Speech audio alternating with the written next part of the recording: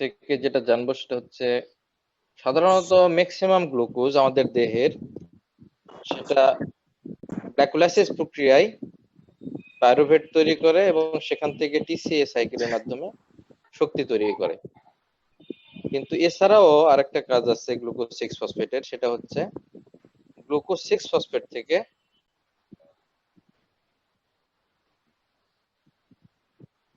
5 carbon বিশিষ্ট sugar তৈরি হয়। ঠিক আছে, কারণ আমাদের দেহ প্রতিনিয়তই কি হচ্ছে, সেল ডিভিশন হচ্ছে। আর সেল ডিভিশন যখন হয়, একটা সেল থেকে দুইটা সেল তৈরি হচ্ছে, তখন কি তৈরির প্রয়োজন পড়তেছে? সেলের সবকিছু তৈরি প্রয়োজন পড়ে। এই কারণে ডিএনএ আরএনএ এই সকল কিছু তৈরির জন্য আমার পেন্টোজ সুগারের প্রয়োজন হচ্ছে। এই যে পেন্টোজ সুগারের প্রয়োজন হচ্ছে, সেই সুগারটা কোথা থেকে আসতেছে? গ্লুকোজ 6 ফসফেট থেকে। সো গ্লুকোজ 6 ফসফেট থেকে যে পেন্টোজ সুগার তৈরি হচ্ছে, যে প্রক্রিয়ায় তৈরি হচ্ছে, সেই প্রক্রিয়াটাকে আমরা বলতেছি পেন্টোজ ফসফেট পাথওয়ে অথবা ফসফোগ্লুকোনেট পাথওয়ে অথবা এক্সোস মনোফসফেট পাথওয়ে। শোনা যাচ্ছে? জি স্যার। জি স্যার। তাহলে পেন্টোজ ফসফেট পাথওয়ের কাজ কি হচ্ছে? 5 কার্বন বিশিষ্ট রাইবোজ তৈরি করা। আমাদের সেল ডিভিশনের জন্য প্রতিনিয়ত ডিএনএ আরএনএ এর প্রয়োজন পড়তেছে। সেই সকল সেলে আমার ডিএনএ আরএনএ তৈরির জন্য প্রয়োজন হচ্ছে পেন্টোজ সুগার। এই পেন্টোজ সুগার তৈরির জন্য আমার পেন্টোজ ফসফেট পাথওয়ের প্রয়োজন। এছাড়া এখান থেকে দেখতে পাবো এখানে আরেকটা জিনিস তৈরি হয়, সেটা হচ্ছে NADPH। বুঝাচ্ছে যে গ্লুকোজ 6 ফসফেট থেকে রাইবোজ 5 ফসফেট তৈরি হচ্ছে, তার সঙ্গে আরো কিছু তৈরি হচ্ছে, যেমন NADPH। এখন প্রশ্ন হচ্ছে NADPH কোথায় কাজে লাগে? Sir fatty acid synthesis. Correct. Reductive সিনথেসিসের ক্ষেত্রে, যেমন fatty acid synthesis. Fatty acid synthesis কোথায় হয়? যেমন আমাদের অ্যাডিপোজ টিস্যুতে হয়, মেমারি গ্ল্যান্ডে হয়, এবং যেখানে কোলেস্টেরল তৈরির প্রয়োজন পড়ে বা স্টেরয়েড হরমোন তৈরির প্রয়োজন পড়ে, যেমন অ্যাড্রিনাল গ্ল্যান্ড বা গোনাড, এই সকল জায়গায় এই সিনথেসিসের জন্য আমার NADPH এর প্রয়োজন পড়ে। ঠিক আছে, তো সেই সকল সেলেও আমার পেন্টোজ ফসফেট পাথওয়ের প্রয়োজন, কারণ সেখানে আমার কি দরকার? রাইবোজ দরকার নেই, কিন্তু দরকার হচ্ছে কি? NADPH। সো স্যার আরেকবার একটু বলবেন, শুনতে পাই নাই।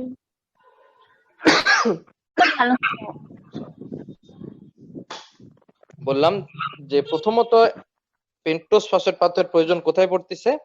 আমাদের গ্রোয়িং সেলে, প্রতিনিয়ত যেখানে সেল ডিভিশন হচ্ছে, স্কিনে, তারপর ইন্টেস্টিনাল মিউকোসা বা টিউমারে ধরতে পারো, যেখানে অত্যন্ত সেল ডিভিশন হচ্ছে। যেখানে অতিরিক্ত সেল ডিভিশন হচ্ছে, সেখানে আমার কি প্রয়োজন পড়ে? ডিএনএ আরএনএ এর প্রয়োজন পড়ে। তো ডিএনএ আরএনএ তৈরির জন্য আমার রাইবোজ লাগে, অতএব সেই সেলগুলোতে কি হবে? আমার পেন্টোজ ফসফেট পাথওয়ে চলবে। আর কোথায় হবে? যে সেলগুলোতে ফ্যাটি অ্যাসিড সিনথেসিস হয়, যেমন অ্যাডিপোজ টিস্যু, মেমারি গ্ল্যান্ড, এবং যেখানে যেসব টিস্যুতে কোলেস্টেরল তৈরি হয় বা স্টেরয়েড হরমোন তৈরি হয়, যেমন অ্যাড্রিনাল গ্ল্যান্ড, গোনাড, এই সকল টিস্যুতে রিডাকটিভ সিনথেসিস হয়। মানে কি? প্রিকারসর থেকে ফ্যাটি অ্যাসিড, স্টেরয়েড হরমোন তৈরি হচ্ছে, এই যে প্রসেস, এই প্রসেসের জন্য প্রয়োজন পড়তেছে কি? আমার NADPH। তাহলে এখন একটা হচ্ছে সেল ডিভিশন, যেখানে আমার পেন্টোজ সুগার প্রয়োজন, সেখানে ঘটতেছে। আরেকটা জায়গা যেখানে আমার রিডাকটিভ সিনথেসিস হচ্ছে। মানে কি? ফ্যাটি অ্যাসিড তৈরি হচ্ছে, স্টেরয়েড হরমোন তৈরি হচ্ছে, সেই সকল টিস্যুতে পেন্টোজ ফসফেট পাথওয়ে তৈরি প্রয়োজন পড়তেছে। কারণ সেখানে কি দরকার আমার, NADPase দরকার, সেখানে কিন্তু রাইবোজের জন্য দরকার নেই। ঠিক আছে, এই যে প্রসেস রিডাকটিভ সিনথেসিস, এখানে কি প্রয়োজন নেই আমার, পেন্টোজের প্রয়োজন নেই, প্রয়োজন কি আমার, NADPase। এই কারণে আমার পেন্টোজ ফসফেট পাথওয়ের প্রয়োজন পড়তেছে। ক্লিয়ার, বুঝা গেছে? জি স্যার। তাহলে দুইটা জায়গায় জি, এখানে স্যার। দেখলাম আমরা পেন্টোজ ফসফেট পাথওয়ের প্রয়োজন। আরেকটা জায়গা আছে, সেটার কাজ এর কারণে আছে, সেটা পরবর্তীতে বলবো। যে অনেক সেল আছে যারা সরাসরি অক্সিজেনের সংস্পর্শে আসে, যেমন ইরেথ্রোসাইট, রক্তের লোহিত রক্তকণিকা, যারা কি কাজ করে, অক্সিজেন সরবরাহ করে। তারপর আমাদের চোখের লেন্স, চোখের কর্নিয়া, এরা সরাসরি অক্সিজেনের সংস্পর্শে আসে। আর অক্সিজেন অক্সিডাইজিং এজেন্ট হিসেবে কাজ করে অনেক সময়। তো যদি কোনো আমাদের দেহের সেল অক্সিডাইজিং এজেন্টের সংস্পর্শে আসে, তাহলে তারা সেলকে ড্যামেজ করে ফেলবে। বুঝতে পারছি?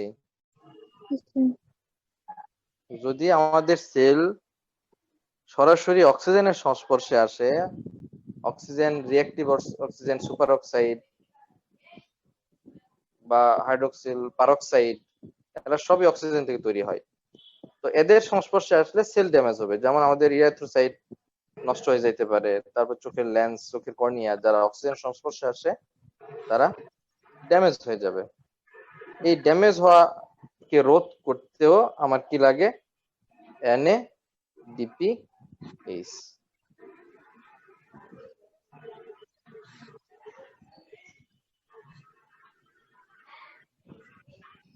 কথা বোঝা গেছে? জি স্যার।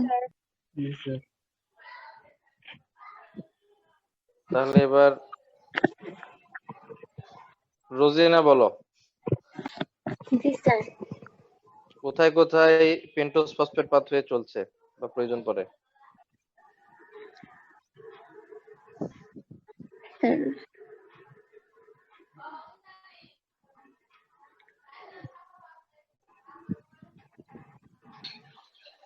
NADPH যে ফ্যাটি অ্যাসিড স্টেরলস আছে ওখানে, আর হচ্ছে কি বলে গ্লুকোজ 6 ফসফেট থেকে 6 ফসফোগ্লুকোনেটের যে হচ্ছে NADP থেকে হচ্ছে NADPS যে উৎপন্ন হইলো ওখানে। হইলো না, এটা উৎপন্ন হলো, কিন্তু কেন দরকার পড়তেছে, পেন্টোজ ফসফেট পাথওয়ের কেন দরকার পড়তেছে, সেটা হচ্ছে কোশ্চেন। কোন কোন জায়গায় পেন্টোজ যেসব ফসফেট সেলের পাথওয়ের প্রয়োজন? ডিভিশন বেশি হয় সেগুলোতে ডিএনএ আরএনএ প্রয়োজন পড়ে। এই ডিএনএ আরএনএ পেন্টোজ সুগার থেকে তৈরি হয়, সেই জন্য হচ্ছে পেন্টোজ সুগার তৈরি করার জন্য এটা প্রয়োজন হয়। আর এখান থেকে যেহেতু NADPase তৈরি হয়, তাই যেগুলোতে ওই রিডাকটিভ সিনথেসিস হয় যেসব সেলে, তার জন্য প্রয়োজন হয়। আবার হচ্ছে যেসব সেল সরাসরি অক্সিজেনের সংস্পর্শে আসে, তারা অক্সিডাইজিং এজেন্ট হিসেবে অক্সিজেন কাজ করলে ড্যামেজ হয়ে যেতে পারে। ড্যামেজ রোধ করার জন্য NADPase প্রয়োজন হয়, সেই জন্য এই এটা দরকার হয়। Thank you Roksana.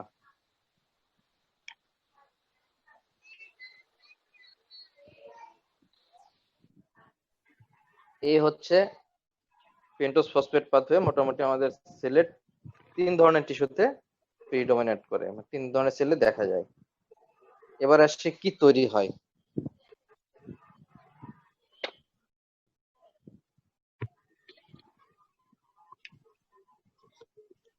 আগের এখানে স্ট্রাকচার স্যারে দেখা আছে গ্লুকোজ 6 ফসফেট থেকে রাইবোজ 5 ফসফেট, এখানে স্ট্রাকচার সহ দেখা আছে। এইটুকুই পার্থক্য, অন্য কোনো পার্থক্য নেই এখানে। প্রথম যে বিক্রিয়াটা সেটা হচ্ছে গ্লুকোজ 6 ফসফেট থেকে তৈরি হচ্ছে 6 ফসফো গ্লুকোনো ডেল্টা ল্যাকটোন। নাম কঠিন একটু, কিন্তু যে ঘটনা ঘটতেছে সেটা কি?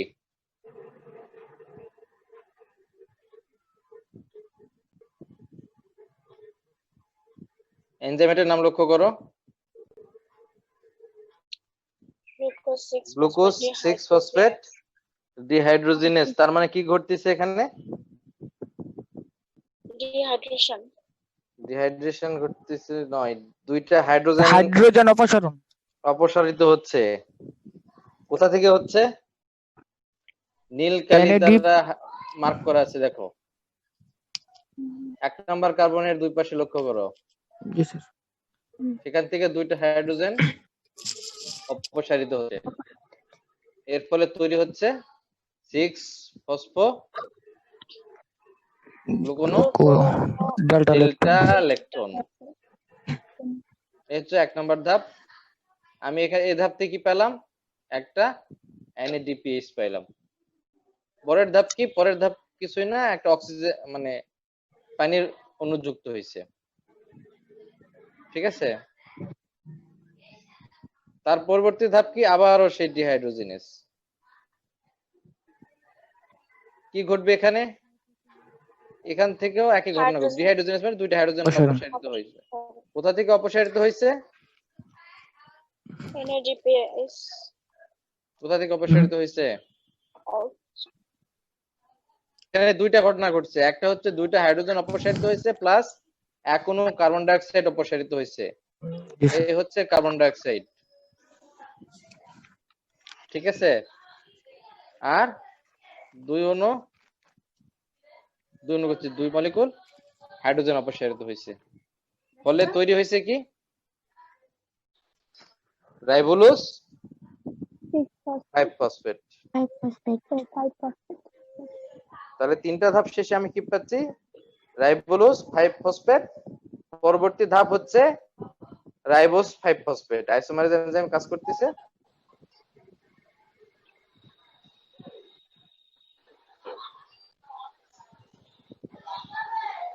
রাইবোজ 5 ফসফেট থেকে তৈরি হচ্ছে রাইবোলোজ 5 ফসফেট থেকে তৈরি হচ্ছে রাইবোজ 5 ফসফেট। এনজাইম হচ্ছে আইসোমারেজ। আইসোমারেজ।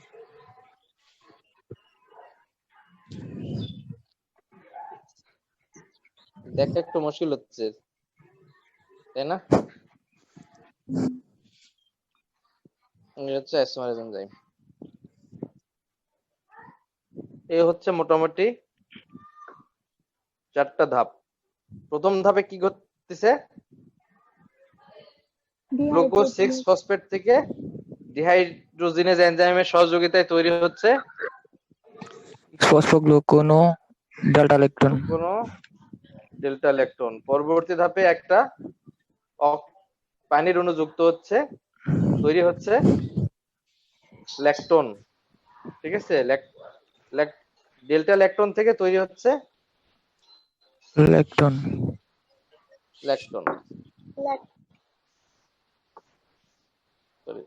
ল্যাকটোন হচ্ছে গ্লুকোনেট। ল্যাকটোনেজ এনজাইমের সাহায্যে তৈরি হচ্ছে গ্লুকোনেট। পরবর্তী ধাপে আবারও ডিহাইড্রোজিনেস, তারপরে আইসোমারেজ। মোটামুটি এই কথাটা মনে রাখলে চলবে। এনজাইম 4টা, 2টা ডিহাইড্রোজিনেস, একটা আইসোমারেজ, আর একটা হচ্ছে ল্যাকটোনেস। এই 4টা ধাপে তৈরি হচ্ছে গ্লুকোজ 6 ফসফেট থেকে রাইবোজ 5 ফসফেট। আর এই যে 4টা ধাপ, 4টা ধাপের মধ্যে প্রথম ধাপ এবং 3 নাম্বার ধাপে আমি কি পাচ্ছি? 2টা NADPH DPH। আর এই 4টা ধাপের মধ্যে 3 নাম্বার ধাপে আমার কি হচ্ছে? এক অণু কার্বন ডাই অক্সাইড রিলিজ হচ্ছে। এই কারণে গ্লুকোজ অপসারিত হচ্ছে। 6 কার্বন থেকে কি তৈরি হচ্ছে? 5 কার্বন বিশিষ্ট পেন্টোজ। পেন্টোজ তৈরি হচ্ছে। পেন্টোজ। ঠিক আছে, সহজ, 4টা ধাপ মাত্র।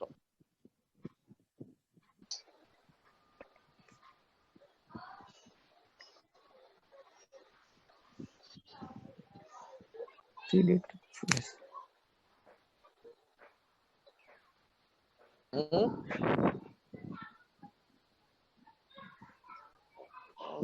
অলরেডি জিজ্ঞেস করা হয়ে গেছে।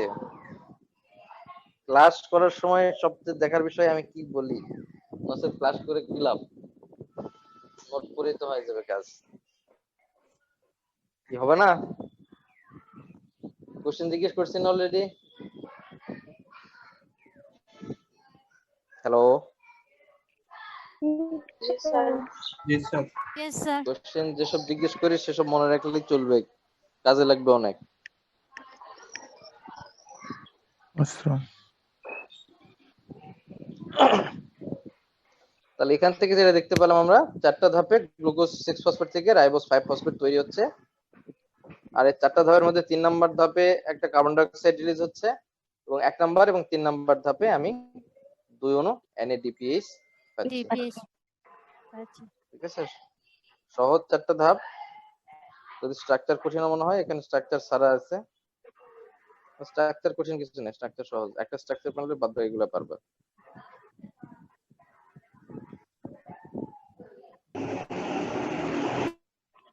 এই হচ্ছে প্রথম যেটা বলছিলাম, যে একটা প্রসঙ্গ বাদ দিয়ে যাচ্ছে, যে যেখানে আমাদের সেল সরাসরি অক্সিজেনের সংস্পর্শে আসে, তখন এই পেন্টোজ ফসফেট পাথওয়ে কিভাবে কাজ করে, কিভাবে সহযোগিতা করে। যেমন সরাসরি আমরা কি পাই, অনেক সময় আমাদের সেল অক্সিজেনের সংস্পর্শে আসে, কি আসে না? যেমন কি বললাম, ইরাইথ্রোসাইট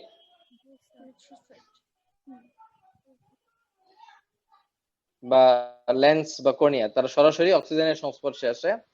অথবা আমাদের দেহে যে বিভিন্ন মেকানিজম হয় ক্যাটাবলিক পাথওয়ে, সেই ক্যাটাবলিক পাথওয়ে থেকে সরাসরি অক্সিজেন, অথবা আমাদের দেহের বিভিন্ন ক্যাটাবলিক পাথওয়ে থেকে এই সুপার অক্সাইড রেডিকেল তৈরি হয়। রেডিকেল কাকে বলে? আমার প্রশ্ন হচ্ছে, রেডিকেল কাকে বলে?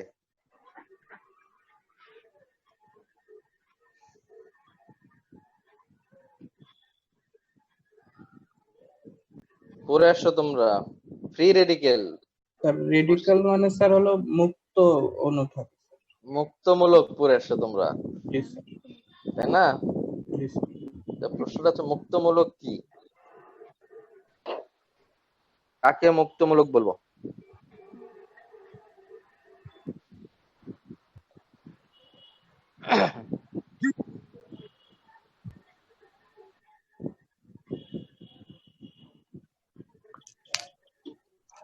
অ্যান্সার আশা করতেছি।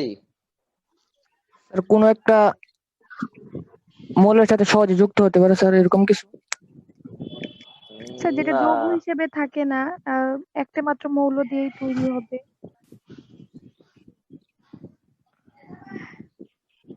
যেখানে ফ্রি রেডিকেল রেডিকেল কথাটা লেখা আছে তার দিকে লক্ষ্য রাখলে তোমরা একটা আইডিয়া পাইতা। এখানে অলরেডি দুইটার পাশে লেখা আছে।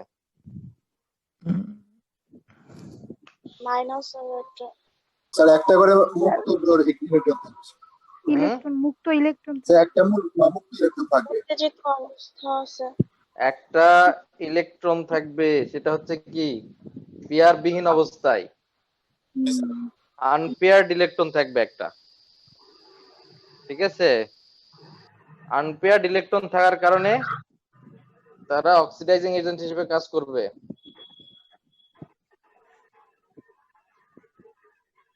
খুব দ্রুত অক্সিডেশন ঘটাবে, যার সংস্পর্শে আসবে তারই অক্সিডেশন ঘটাবে। ঠিক আছে, যেমন অক্সিজেন থেকে তৈরি হচ্ছে সুপার অক্সাইড, পরবর্তী ধাপে হাইড্রোজেন পারঅক্সাইড, এবং তার পরবর্তী ধাপে হাইড্রোজেন হাইড্রোক্সিল ফ্রি রেডিকেল। এরা সবাই সেলের জন্য ডেঞ্জারাস, সবাই সেল ড্যামেজ করবে। Oxidative damage to lipid, protein, DNA, মানে কাউকেই ছাড়বে না। ফ্রি রেডিকেলের সংস্পর্শে যারা আসবে, লিপিড, প্রোটিন, ডিএনএ, তাদের সবাইকেই ড্যামেজ করবে। ঠিক আছে, এখন এই যদি ড্যামেজ করতে চাই তাহলে তাদের হাত থেকে তো বাঁচতে হবে। যেমন বলতেছে লিপিড ড্যামেজ করতেছে, আমাদের সেল মেমব্রেন কিসের দ্বারা তৈরি?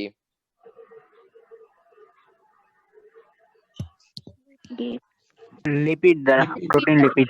লিপিড প্রোটিনের লেয়ার দ্বারা। এখন যদি সেই লেয়ারে লিপিড নষ্ট হয়ে যায়, সেল মেমব্রেন থাকবে? না স্যার। সেল মেমব্রেন যদি না থাকে, সেল টিকে থাকবে? না স্যার। আর সেল যদি টিকে না থাকে, আমরা টিকে থাকবো? না স্যার। না স্যার। তাহলে অবশ্যই যে অক্সিডেশন প্রসেস, ফ্রি রেডিকেলের যে ড্যামেজিং ইফেক্ট, সেটা কি করতে হবে? বন্ধ করতে হবে। এখন সেই ড্যামেজিং ইফেক্টটা বন্ধ করার উপায় হচ্ছে NADPH দ্বারা। ঠিক আছে? সেই NADPH আমি কোথা থেকে পাচ্ছি? গ্লুকোজ 6 ফসফেট থেকে গ্লুকোজ 6 ফসফেট ইলেকট্রন তৈরি হচ্ছে। তার মানে কি এই প্রসেসটা কি? পেন্টোজ ফসফেট আচ্ছা পাথওয়ে। সেখান থেকে আমি কি পাচ্ছি? NADPH। সেই NADPH কি করতেছে? এটা হচ্ছে GS গ্লুটাথিয়ন অক্সিডাইজড কন্ডিশন। আর এটা এখানে H আছে আর এখানে H নেই। বাম পাশে H আছে, এটা হচ্ছে রিডিউসড কন্ডিশন। আর ডান পাশে H নেই, এটা হচ্ছে অক্সিডাইজড কন্ডিশন। ঠিক আছে?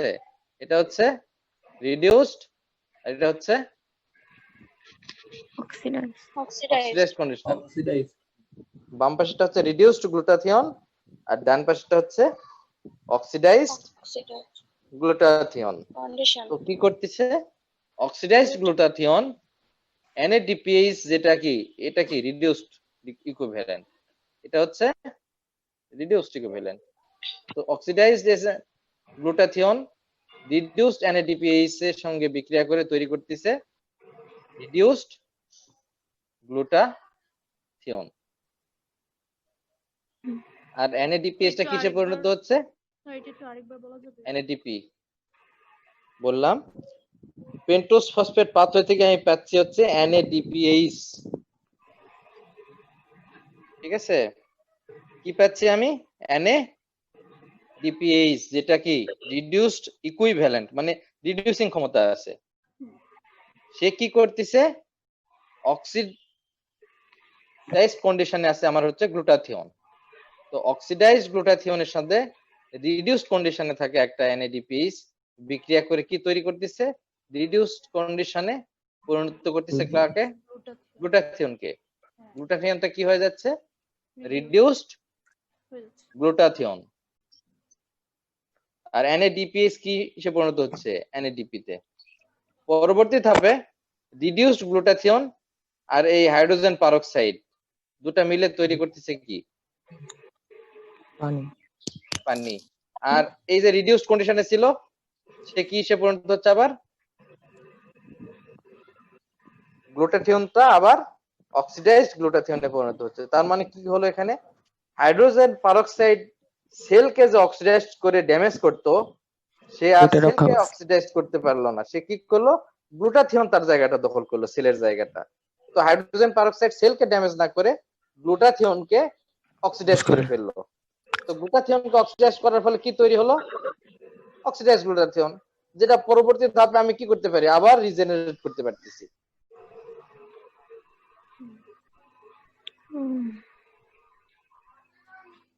বোঝা গেছে?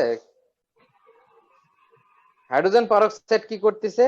সেলকে অক্সিডাইজ করে, সেলকে ড্যামেজ করে। তো এই সেলকে ড্যামেজ না করতে দিয়ে সে প্রথমে সেলকে ড্যামেজ করার আগেই কি করতেছে? রিডিউসড গ্লুটাথিয়নের সাথে বিক্রিয়া করতেছে, বিক্রিয়া করে হাইড্রোজেন পারক্সাইডকে পানিতে পরিণত করতেছে। আর যে আমার রিডিউসড গ্লুটাথিয়ন ছিল, সেটা কিসে পরিণত হচ্ছে? Oxidised glutathione. এখন আমি কি করতে পারি? NADPH এর সাহায্যে অক্সিডাইজড গ্লুটাথিয়নকে আবার আমি কি করতে পারবো?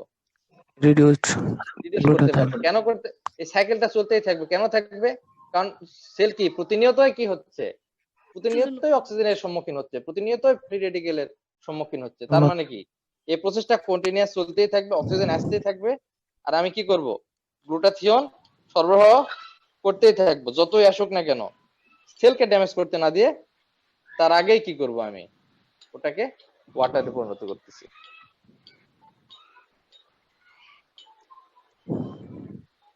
বোঝা যায়নি কার কার? বিষয়টা গুরুত্বপূর্ণ যে আমাদের সেল কিভাবে অক্সিডাইজিং এজেন্টের হাত থেকে রক্ষা পাচ্ছে, কিভাবে ড্যামেজটা রোধ করতেছে সেল, মেকানিজমটা কি?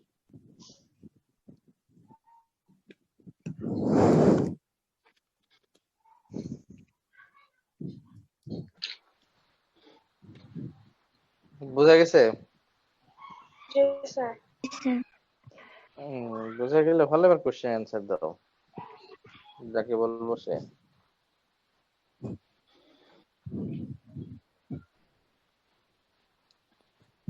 আবু কায়েস, রাফি, জি স্যার। হ্যাঁ বলো। আমাদের সেল এই সুপার অক্সাইড বা অক্সিজেনের হাত থেকে কিভাবে ড্যামেজটা রোধ করতেছে?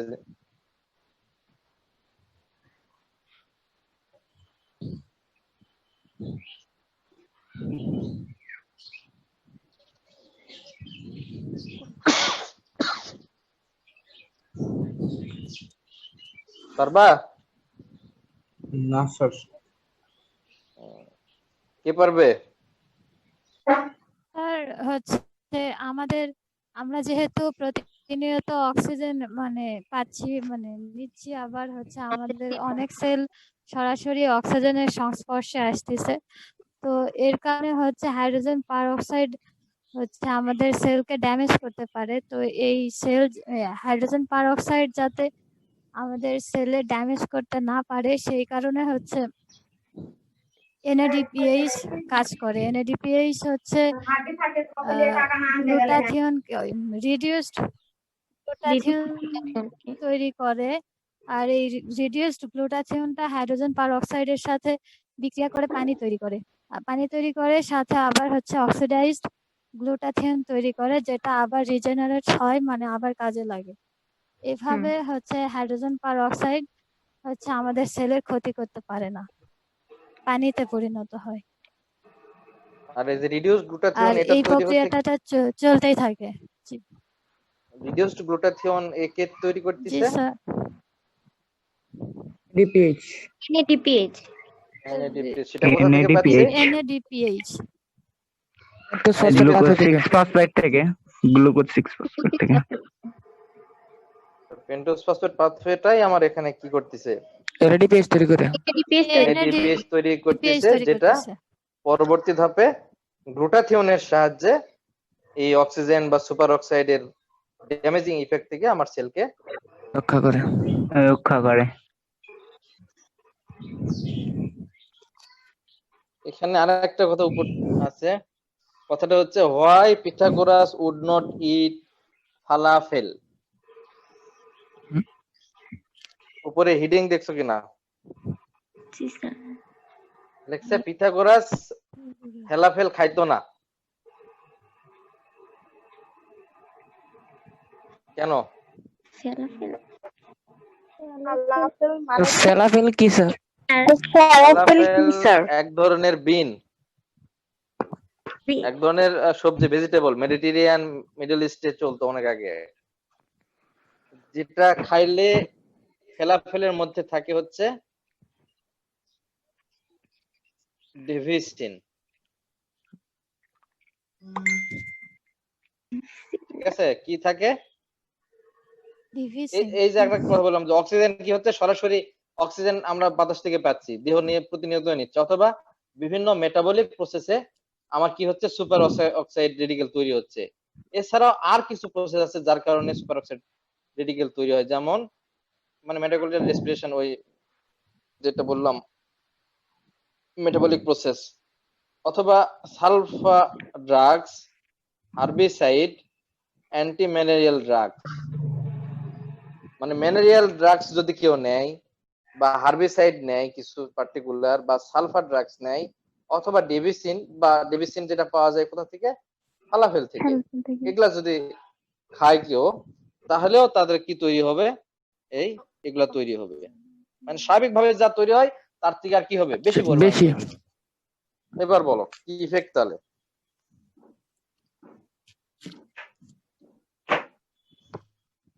ইফেক্ট হচ্ছে কি ড্যামেজ করতেছে সে? সেল লিপিড damage ড্যামেজ করবে। করতেছে। আর অক্সিজেন সরবরাহ হয় কার সাহায্যে? আমার ইরিথ্রোসাইটের মাধ্যমে, লোহিত রক্তকণিকা।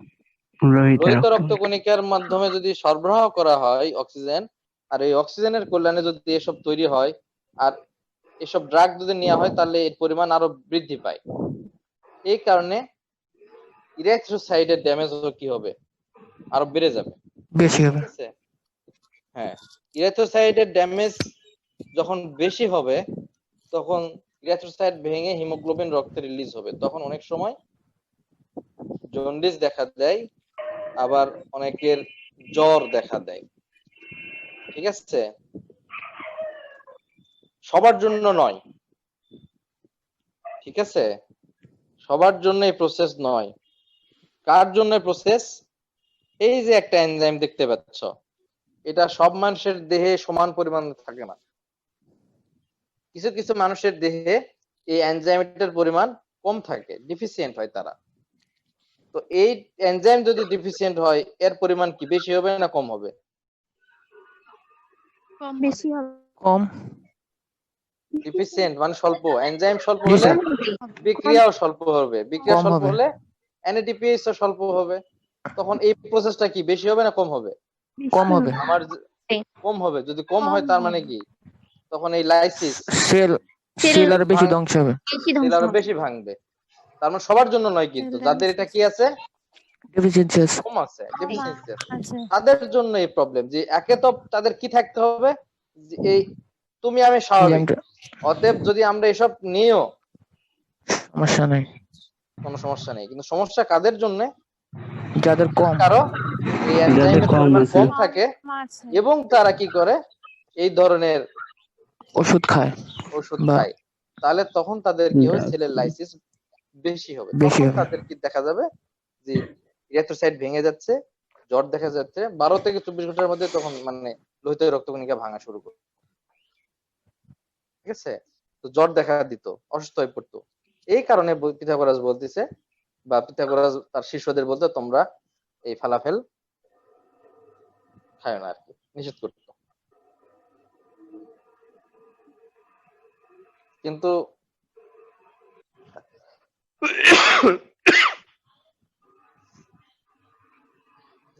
এই যে এই এনজাইমটা অনেকের দেহে কম আছে, এর একটা পার্টিকুলার রিজন দেখা গেছে যে এই অঞ্চলের মানুষদের কম আছে।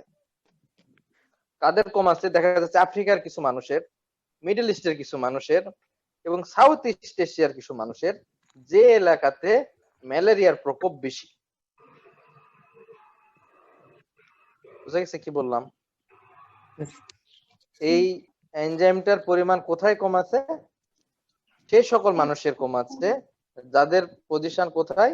আফ্রিকান কিছু এলাকা, মিডল ইস্টের কিছু এলাকা এবং সাউথ ইস্ট Middle এশিয়ার East, কিছু এলাকা, যে এলাকাগুলোতে South কি বেশি দেখা যায়? ম্যালেরিয়া বেশি দেখা যায়। ঠিক আছে? তো ম্যালেরিয়া যে জায়গাগুলোতে বেশি দেখা যায়, সেই জায়গাগুলোর মানুষের দেহে এই এনজাইমটা কম দেখা যায়, মানে পেন্টোজ ফসফেট পাথওয়েটা সেখানে কম চলে। কেন? কি সুবিধা?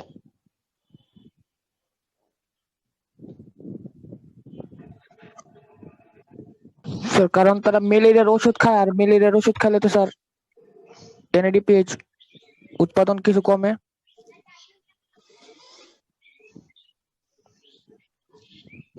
কাছাকাছি গেছো, খুব ভালো। আর আর হচ্ছে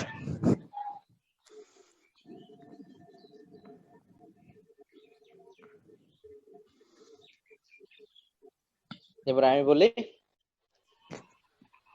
এটা যেহেতু কম থাকে, সেহেতু ম্যালেরিয়ার ওষুধ খাক বা না খাক, এর পরিমাণ কি হবে? কমবে। কেন কমবে? এর পরিমাণ, এর পরিমাণ কি বললাম? কম থাকে। এর পরিমাণ কি বলছি? কম বলছি। হ্যাঁ তাহলে এর পরিমাণ কি হবে? বাড়বে। গ্লুটাথিওনের পরিমাণও কম হবে। কারণ কি? এনএডিপিএস এর পরিমাণও কি? কম হবে। তাহলে এটার পরিমাণ যে হচ্ছিল সেটা হবে কি আর? না তাহলে কিসের পরিমাণ বাড়বে? হাইড্রোক্সিল ফ্রি রেডিকেলের পরিমাণ বাড়বে না? কারণ যেহেতু হাইড্রোজেন পারঅক্সাইড কি হচ্ছে না আমার, পানিতে পরিণত পানিতে পরিণত পরিণত হচ্ছে না। হচ্ছে না, তাহলে সেলে কিসের পরিমাণ বাড়বে? ফ্রি রেডিকেলের হাইড্রোক্সিলের পরিমাণ পরিমাণ বাড়বে। তো ফ্রি রেডিকেলের পরিমাণ বেড়ে ফ্রি রেডিকেল হচ্ছে কি? অক্সিডাইজিং এজেন্ট, অক্সিডেটিভ এজেন্ট, তাই না? তো সেলের মধ্যে অক্সিডাইজিং এজেন্টের পরিমাণ বেশি হবে, অক্সিডেটিভ স্ট্রেস তৈরি হবে সেলের মধ্যে। তো এই অক্সিডেটিভ স্ট্রেস যদি তৈরি হয়, তখন ওই অক্সিডেটিভ স্ট্রেসের কারণে কি ভেঙে যায় আমার? বললাম ইরিথ্রোসাইটের লিপিড ভেঙে যায়। কিন্তু আরেকটা এখানে সুবিধা আছে, সেটা হলো যে এই স্ট্রেস যখন বেড়ে যায়, তখন ম্যালেরিয়ার যে জীবাণু আছে তারাও মরে যায়। বুঝতে পারছি কি বললাম? ম্যালেরিয়ার যে জীবাণু আছে তারা এই যে হাইড্রোজেন পারঅক্সাইড রেডিকেলের পরিমাণ বেড়ে যাওয়া বা অক্সিডাইজিং কন্ডিশন বেড়ে যাওয়া, অক্সিডেটিভ স্ট্রেস যে বেড়ে গেল, এই স্ট্রেসটা ওই জীবাণু সহ্য করতে পারে না, তো জীবাণুটাও ধ্বংস হয়।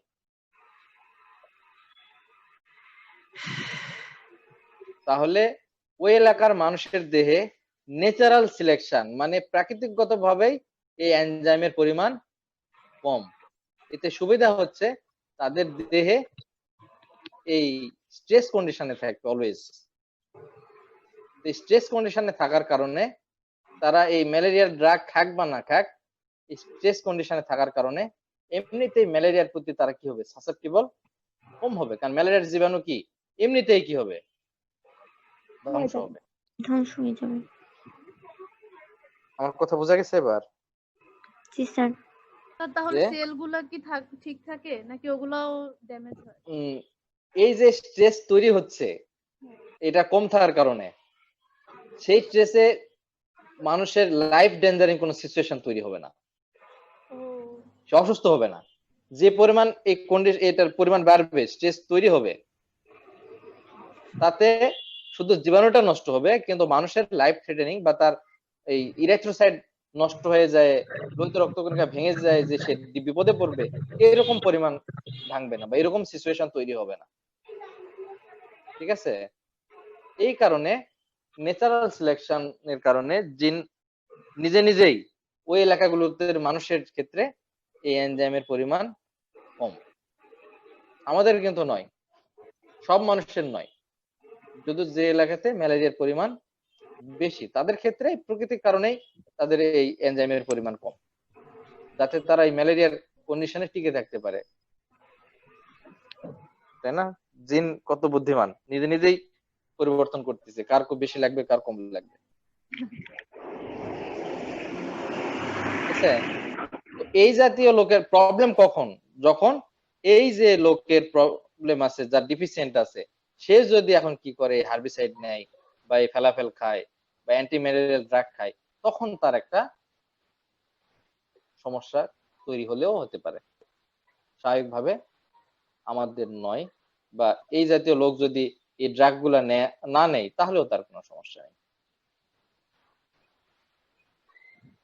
বোঝা গেছে আমার কথা?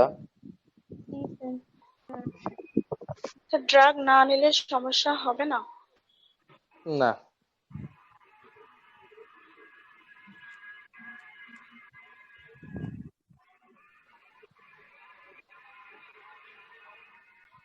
এই বিষয়টা কেউ বুঝতে পারলে বলো, যে কি বললাম আমি এতক্ষণ পর্যন্ত।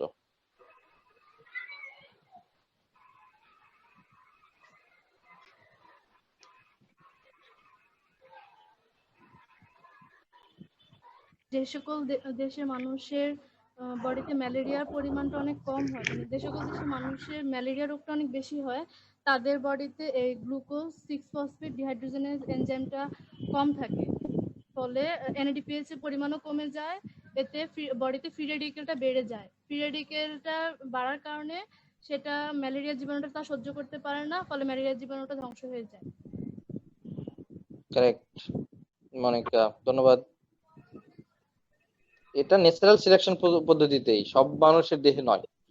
যেখানে যেসব মানুষের দেহে ম্যালেরিয়ার জীবাণু প্রতিরোধী হওয়া দরকার সেসব মানুষের দেহেই সাধারণত এই এনজাইমটা কম তৈরি হয়েছে, যাতে তারা ম্যালেরিয়ার পরিমাণ যেখানে বেশি, আধিক্য বেশি, মানে ওই জায়গাগুলোতে টিকে থাকতে পারে কোনো প্রকার ঔষধের সাহায্য ছাড়াই। এবং আমরা যে ম্যালেরিয়া হলে যে ড্রাগ নেই, অ্যান্টি ম্যালেরিয়াল ড্রাগ, সেটাও একই পদ্ধতিতে কাজ করে। ঠিক আছে, অ্যান্টি ম্যালেরিয়াল ড্রাগ নিলে কি কাজ করে? এর পরিমাণ বাড়ায় দেয়। তো যখন স্ট্রেস বেড়ে যায় তখন কি হবে? ম্যালেরিয়ার জীবাণুটা মারা যাবে। মানে যে জীবাণুটা আমাদেরকে এমনিতে অসুস্থ করতেছে, সেই একই প্রসেসে সেই মানে ওষুধটা আমার জীবাণুকেও ধ্বংস করে। ব্যাপার, অসুস্থ করতেছে আবার জীবাণুকেও মারতেছে। ঠিক আছে, এখান থেকে গুরুত্বপূর্ণ হচ্ছে কিভাবে আমাদের সেল অক্সিডাইজিং এজেন্ট বা ফ্রি রেডিকেল সুপার অক্সাইড থেকে রক্ষা করে, আর ম্যালেরিয়ার জীবাণু যে কন্ট্রোল হয় বিভিন্ন এলাকাতে কোন মেকানিজম।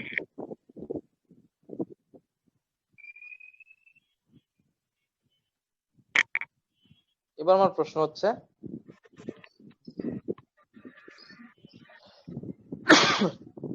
এই যে বললাম ইরাইথ্রোসাইটে কি ঘটতেছে? অক্সিজেন দ্বারা ড্যামেজ হতে পারে। তো সেটা রোধ করার জন্য আমার প্রতিনিয়ত কি দরকার? NADPH দরকার। শুধু শুধু তো আর NADPH পাবো না, পাবো কোন প্রসেসে পাবো? Oxidative phase. যখন গ্লুকোজ থেকে রাইবোজ তৈরি করব তখনই আমি NADPH পাবো। কিন্তু আমার তো এই কর্নিয়া, লেন্স বা ইরাইথ্রোসাইটের মধ্যে এত রাইবোজের দরকার নেই তো, কারণ সেখানে তার সেল ডিভিশন করতেছি না আমি এত। সেখানে আমার দরকার কি? NADPH। তাহলে এই যে অতিরিক্ত পরিমাণ রাইবোজ তৈরি হচ্ছে তার কি কাজ? সে কি করবে ওখানে? তখন সে যেটা করবে সেটা হচ্ছে রাইবোজ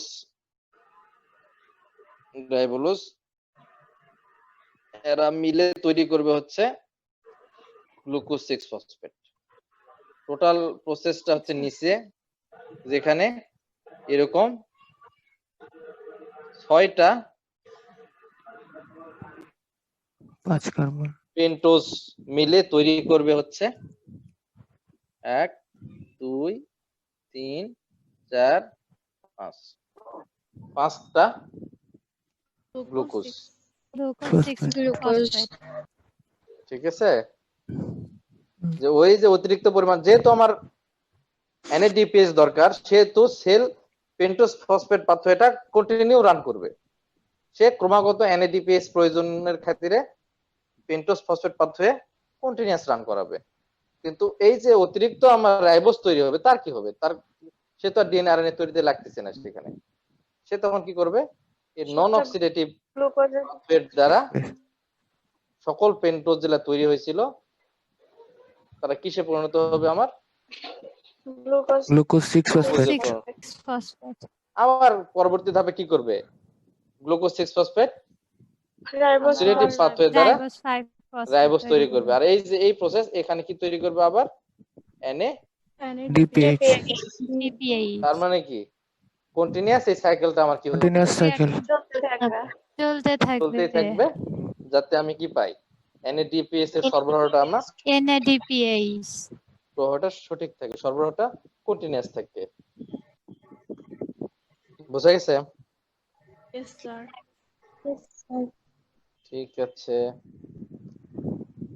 এই যে এই অংশটা হচ্ছে নন অক্সিডেটিভ সাইকেল পাথওয়ে, হচ্ছে পেন্টোজ ফসফেট পাথওয়ে।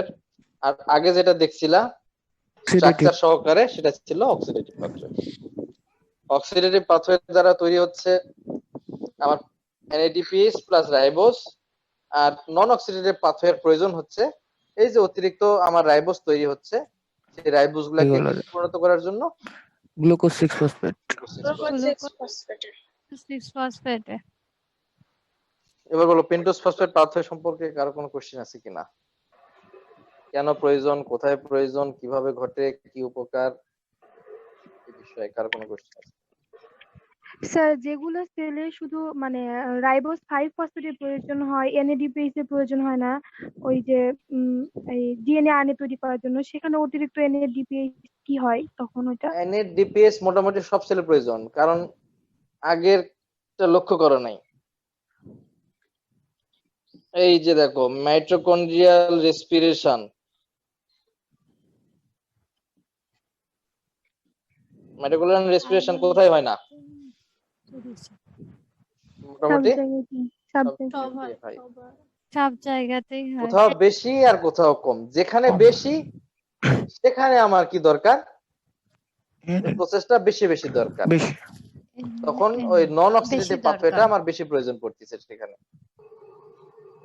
কিন্তু আমার এই প্রত্যেকটা সেলেই আমার কি ক্যাটাবলিজম চলে, তো যেখানে ক্যাটাবলিজম চলে সেখানে এই ফ্রি রেডিকেল তৈরি হবে আমার, আর ফ্রি রেডিকেলকে নিউট্রালাইজ করার জন্য আমার NADPH এর প্রয়োজন পড়বে। আর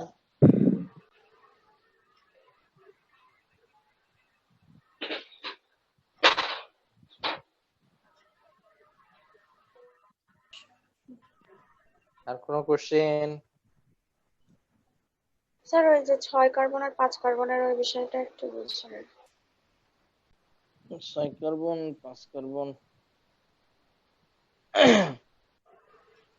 লক্ষ্য করো, আমার কি তৈরি হচ্ছে, রাইবোজ 5 ফসফেট, এই তো রাইবোজ 5 ফসফেট ইপিমারেজ এনজাইমের সহযোগিতায় তৈরি করলো জাইলুলোজ 5 ফসফেট।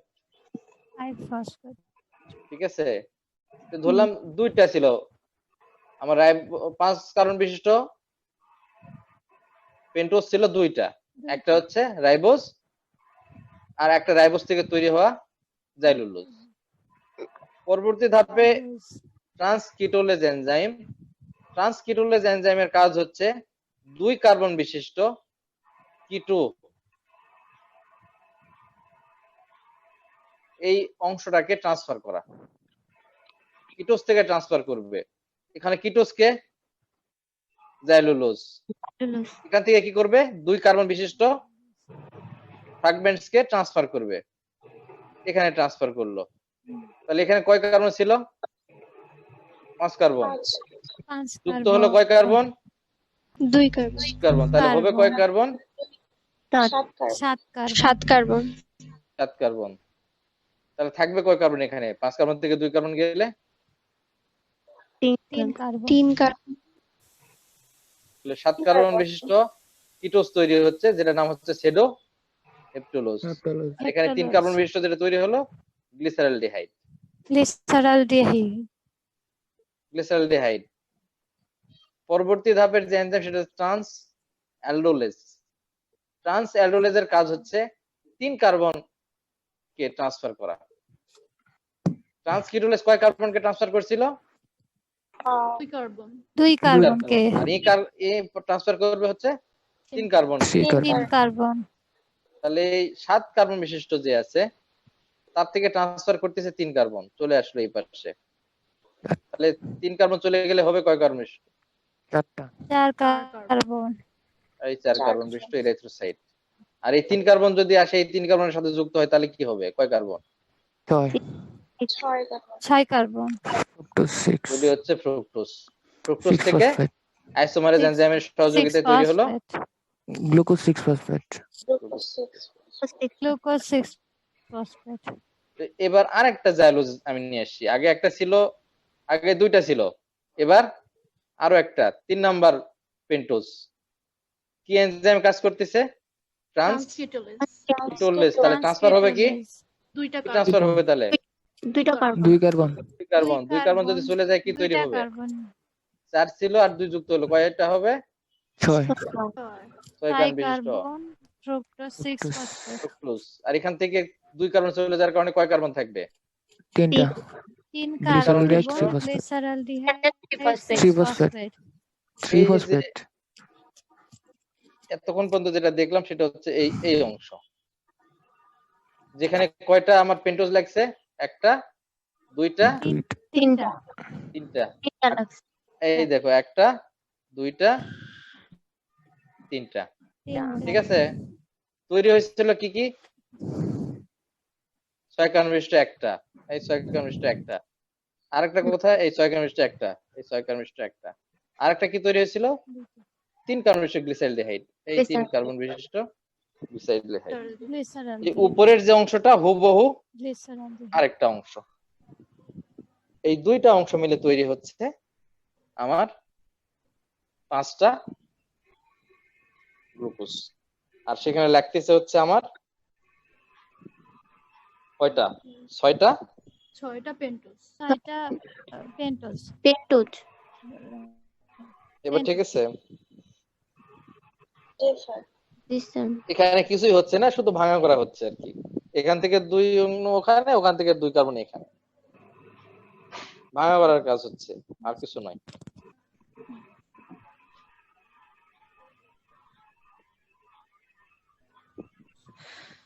এই হচ্ছে তোমাদের পেন্টোজ ফসফেট পাথওয়ের নন অক্সিডেটিভ পাথওয়ে।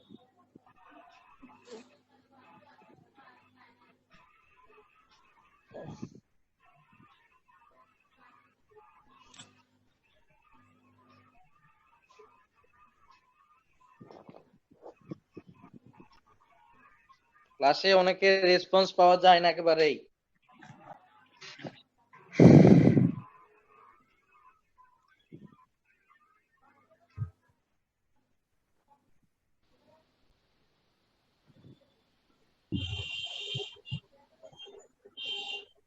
তো এটা খুব দুঃখজনক।